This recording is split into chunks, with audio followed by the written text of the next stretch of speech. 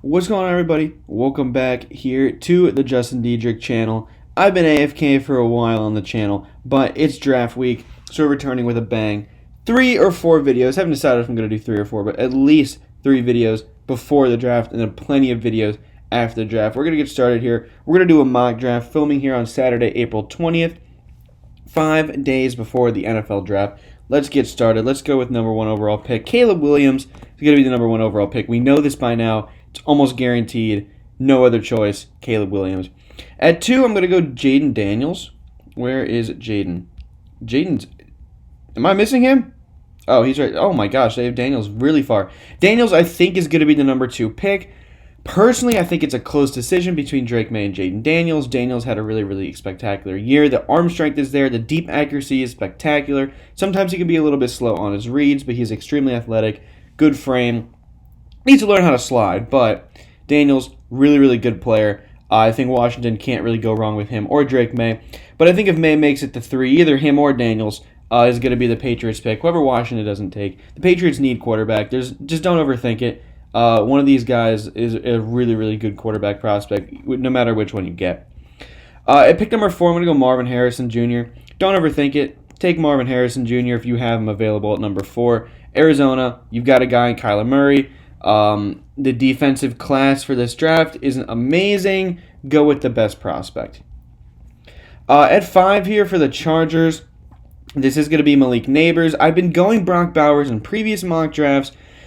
I just think Neighbors is too good to pass up on. In my opinion, there isn't a wide receiver 1. There's 1A, 1B. I think these guys are closer than a lot of people would like to admit. Malik Neighbors is spectacular player. I think he goes top 5. Giants at 6, they're left in a tough spot. The top 2 receivers off the board. The top 3 quarterbacks are off the board. This is interesting for the New York Giants. This is honestly the worst possible scenario, I think, for the New York Giants. I think they're dead set on quarterback, and I think if J.J. McCarthy's here at 6, they're going to take J.J. McCarthy. I think they might be a trade-up team.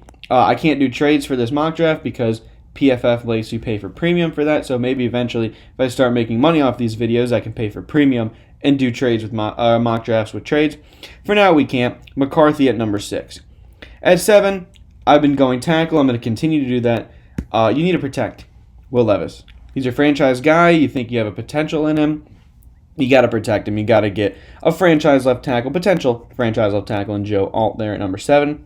At pick number 8, I've been going defense a lot. I like defense for Atlanta.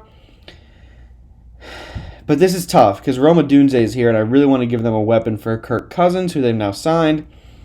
But is it too hard to pass up on the best edge in the draft? I think it is. I'm going to go Dallas Turner. Turner, really explosive edge. Really strong. Plays fast. He's probably the best defensive player in this draft class. You can't pass him up if you're Atlanta. You really need best player on defense available is what I think you need to go after. That leaves the Bears at 9. This is easy Rome Odunze for me. You have Williams. Well, if you draft him here in my mock, you have Caleb Williams. You've got DJ Moore. Get another weapon, an insane deep threat in Rome Odunze. The Jets at 10. This is going to be Brock Bowers for me. Elite receiving threat for Aaron Rodgers, who's going to be coming back, and a really good inline blocker as well. Crazy athletic, one of the best tight end prospects we've ever seen. Bowers should be that pick. At 11, I fully believe that Minnesota is going to trade up for a quarterback. In this scenario, I cannot do that, so this puts me in a tough spot. I personally think they will... If they don't trade up, I think it's best defensive player available, and for me, that's going to be Byron Murphy. They desperately need interior D-line. Murphy had a spectacular season at Texas this past year, and he's just a really good player. A lot of potential, great run stuffer, but also offers a lot of inside juice on the pass rush. It's what I like to see from interior defensive linemen. You can both stuff the run and rush the passer. Murphy does both really well. For the Broncos, this has always been corner for me. It's going to continue to be corner. I'm going to go Quinyon Mitchell off the board. You look at Toledo, and you're like, okay, he played in the MAC. He can't be that good, right? No. It doesn't matter who you're guarding. This dude was locked down. Even at the Senior Bowl, he was locked down. Really good in press man. That's what Toledo ran a lot of. Mitchell excelled in that. I think he's probably the first corner off the board in the draft. I'm going to go wild with this one. I'm going to go Michael Penix Jr. at 13 for the Raiders. This could be smoke screens, but it's a mock draft. Let's have some fun with it. There's been reports flying around today as I'm filming this that Michael Penix Jr. is a first-round lock now, and that teams like the Saints and Raiders, which are back-to-back here, have him very high on the board. Now, do I fully believe that? It depends. All right, I think it depends. But for the sake of this mock draft, why not? It's my second final mock draft of the season. We'll go with Michael Penix Jr. At pick 14 for the New Orleans Saints, this is a tough one. You've lost some of the wide receivers off the board. The quarterbacks are off the board. Your top tackle is off the board, but your second tackle, who in my opinion is Olu Fashanu, is still there. Trevor Penning didn't work out the last year at tackle. Ryan Ramczyk, how long are you going to have him with injuries and maybe early retirement and contract as well? I'm going to go with Olu Fashanu. I think you can anchor that left side with him. Maybe kick Penning into guard or kick him to the right side if Ramczyk leaves at any point. I like that move. For the Indianapolis Colts, they've always been tough. I don't like drafting for the Colts. Oh, I hate drafting for the Colts. I'm going to go Terrion Arnold. I still think boundary corner is a need. You've got Julius Brents on the outside. You've got Kenny Moore on the slot. You need someone else on the other side. Terrion Arnold, really good year at Alabama. He got targeted a ton because nobody wanted to go after Kool-Aid McKinstry, and he really was locked down. He really played it well. Didn't get overwhelmed with all the targets. At 16 for the Seahawks. I was giving them a lot of Troy Fautanu in past mock drafts, but I feel like Fautanu is kind of fallen down boards a little bit in recent weeks. So where do I want to go with this one? I'm tempted to push up some guys up the board. Let's not overthink it. They desperately need center. Let's give them Jackson Powers-Johnson. Jackson Powers-Johnson could go first, or he could not. It's really, really wild card. It just depends on, does a team want to reach up for a center in the first round, which may not be one of the most valuable positions, but he's really, really good at what he does. He's a really good prospect, had a really good year this past year at Oregon. Even though he plays center, I think he could end up being a first-round pick, because there are some center-needy teams in the first round. Seahawks being one of them. Jaguars at 17, easy. Where is he? Brian Thomas Jr., weapons. Elite deep threat, 6'3", ran a 4.3. Elite deep threat for Trevor Lawrence. Get weapons. Don't overthink it. That one's easy for me. And this one's easy for me as well. The Bengals at 18 continue to go offensive line. I know. All right, they got Trent Brown. They have Orlando Brown. Come on. Take offensive line. Talise Fuaga. Insane run blocker. Can develop in the pass game. Plays with really good leverage for the pads. I love Fuaga. And at 19 for the Rams, I'm going to keep a guy in the state. I'm going to go with edge rusher Leatu Latu. Aaron Donald retired, which is a little bit of a surprise to me. They really need pass rush now. They need pressure on the quarterback. Latu, really, really good player. Could be edge 1. I've kept him at my edge 2 just for medical reasons. He had to medically retire from football in the past, came back, but of course, that could raise some red flags for some teams, depending on the front office. It just kind of depends. But Latu, really, really good player as long as he can stay healthy. Steelers at 20. Oh, Pittsburgh, you need a lot, man. How are you going to work with new quarterback Russell Wilson and Justin Fields? What's going to go on with you guys? Man, Pittsburgh's tough. Pittsburgh is tough. I'm not going to go wide receiver as much as I'm tempted. I think I am going to go offensive tackle here. And I think I'm going to give them... Where is my guy? Have I scrolled past him? No, there he is. Amarius Mims. Reports coming out as well that Mims could have slidden out of the first round on boards just due to lack of starting experience. He only started 8 games at Georgia, but he's a really, really good player. Athletic freak. Mims, I think, can anchor an offensive tackle spot for years in the league as long as he just develops correctly. Dolphins at 21. I also don't like picking for the Dolphins. They're a tough team. I'm going to go best player available right now, and I'm going to go Cooper DeJean. He's got that safety corner flexibility. He could play either one. He's really, really athletic, big. He plays fluidly. The hip movement is really, really clean. I think DeJean is probably the most pro-ready cornerback just based off the versatility and the skills that he presents. Maybe the ceiling isn't as high as some of the other guys like Mitchell and Arnold, but I think the most pro-ready and BPA here for the Dolphins. At 22, the Philadelphia Eagles. The Eagles. They probably would have been a DeGene spot for me had he been there. But what do the Eagles do? They take D-line. Jared Verse is here. I know they have a lot of D-line and edge rushers. It's the Eagles. They do it every year. They always take line. We're going to give him Jared Verse. Really, really pro-ready guy. Had 2 really good seasons at Florida State. Still new to the edge position. Used to be a tight end at Albany. Went to Florida State. Had a really good 2022. Still a good 2023, but not as good. But he's still solid first-round pick guy. At 23, the Vikings traded with the Texans to get this second first-round pick. Earlier in this mock draft, we had them taking Byron Murphy. We're going to go in a similar spot. We're going to stick on the D-line, this time with an edge rusher. And I'm going to push Darius Robinson up the board. Do I think he goes first? There's a chance. Am I confident in it? No, but there's a chance. Robinson has an inside-outside flexibility, edge, and interior defensive line. Really, really fast, athletic, maybe a little bit undersized, but he had a really good year at Missouri. I like the heart that he plays with. You can tell he puts he puts his all into every single rep when watching that film. It was really, really pleasure to watch that film. I like Robinson a lot.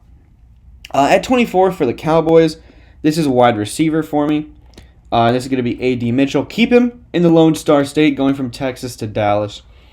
I think A.D. Mitchell is solidified as a first round. He crushed the combine. His tape looks really good. He's a really, really good player. Plays big, strong hands, goes up and gets the football at the catch point. I like A.D. Mitchell. Here at 25, this is easy. It's been tackle for Green Bay the whole way. Bakhtiari's gone. How are you going to replace him on the left side? Let's go J.C. Latham, who played right tackle at Alabama, but there's no reason to assume he can't slide over to the left side. I know it's a really hard transition for some players. Penei Sewell did it. Jonah Williams did it coming out of the draft a few years or a long time ago for the Cincinnati Bengals. I think Latham can do it. Really strong, by the way. At 26, the Buccaneers. I'm going to go corner. They lost Carlton Davis to the Lions. And Nate Wiggins is here, a really physical guy. He's small, but he plays physical. He tackles hard. The coverage ability is a little raw, but he'll get there. Wiggins has a really just moldable frame and build for a corner. If the coverage can just come around, maybe get developed a little bit more, he can be really good. Cardinals at 27. Oh, Cardinals. Cardinals. You took Marv earlier. We'll give you offensive line. We'll go Troy Fautanu. I know I said earlier could have fallen down boards. I still don't think he's fallen out of the first round completely. He projects more as a guard in the NFL due to shorter arm length. That just kind of happens with tackles coming into the NFL draft. But I think he has the potential to be able to stick on tackle if they want him to. It kind of just depends on what Arizona wants to do. But Fautanu could play both if they need. Really good player as well. Really well-developed, pro-ready for either the guard or the tackle spot. Bills at 28. This is going to be wide receiver. You lost Stephon Diggs, and you were probably hoping that A.D. Mitchell made it to you at 28. It's not easy to replace Stephon Diggs. Not easy at all. But you need to draft wide receiver. You could go with a crazy speed threat in Xavier Worthy. I'm looking at maybe just a big, massive guy, huge weapon in Keon Coleman. As weird as it is, I'm going to go with the slot guy in Ladd McConkey. He just gets open. He finds space. The route running is fluid. Very, very reliable hands. Just a guy who's going to get open for Josh Allen, I think is what you need at this point because you're running thin on wide receivers. You just need someone who's going to get open, create space for Allen to be able to make easier throws. At 29 for the Lions. The Lions are tough because they've improved a lot all over the board, but I'm going Graham Barton. Again, one of those tackles that projects more as a guard in the NFL due to the shorter arm length, and Barton's not as fast or speedy as some of the other tackles as well. You can kick him in the guard. I think the Lions just need to solidify that interior offensive line a little bit more, and I think they're due for a deep push in the playoffs next season if they can do that. The Ravens at 30 would also be an offensive line spot for me. However, or not offensive line, wide receiver spot. However, I don't really see any of these remaining wide receivers as first-round guys, although I do really like Malachi Corley, probably as a early day 2 guy. So the Ravens are tough. The Ravens are tough. What do I do with the Baltimore Ravens, man? I'm gonna get weird on this one, all right? I'm gonna get weird on this one. Let's go to the edge, and let's do something that we know the Ravens like to do, and that is take fast edge rushers. They did it a few years ago with Odafe Owe, from Penn State, and Justin Madubuike, who has developed into a really, really good player. Let's go Chop Robinson, really fast, really twitchy off the edge. A lot of upside for him. A little bit undersized, maybe needs to bulk up a little bit. Then the Ravens can do that in that 3-4 system they run. San Francisco. I've been giving them interior offensive line. I'm going to do that as well. Jordan Morgan, another one of those guys who played tackle in college who project to go the guard in the NFL. I think Morgan is really, really good at tackle. I think he has a high chance of sticking if the 49ers want to put him at tackle, but they can also solidify the interior of that offensive line because it got dominated in the Super Bowl. Speaking of the Super Bowl, the Chiefs right here, the winners, they dominated the 49ers interior offensive line in that game. Let's go out and get them. Oh, man. I know I just said that none of the receivers left are first-round guys, but it's the Chiefs. Let's get Patrick Mahomes, a crazy weapon, in. Let's get this ad off my screen, guys. I feel like this happens every episode. We'll talk over the ad. Let's get Patrick Mahomes a crazy receiving threat in Keon Coleman. He's huge and runs really, really fast, really fluid. A lot of times, the issues with those bigger wide receivers are that they don't create separation as much, and that is an issue for Keon Coleman, but he's best 50-50 jump ball guy in the draft class. If he can just learn to create a little bit more separation on the routes, expand his route tree, I think he can be a spectacular player. The Chiefs is no better offense to learn how to create separation than that Chiefs offense. So yeah, this is our final mock draft here. Let me know in the comments down below if you like your team's pick, maybe who you want your team to take. Ideally, maybe some hot takes if you want. I might be making a draft hot takes video, so if you want to put some of those down in the comments as well, I might be reacting to those. And yeah, of course, as always, if you guys enjoyed the episode, be sure to leave a like and subscribe. Draft content leading up until the draft as well as after the draft is going to be flowing out. Finals week for school is this upcoming week. I'll be doing a live draft show for Bearcast Media here at Cincinnati. If you want to tune into that, I will leave links to that in an upcoming video. And yeah, I'll see you all in the next episode.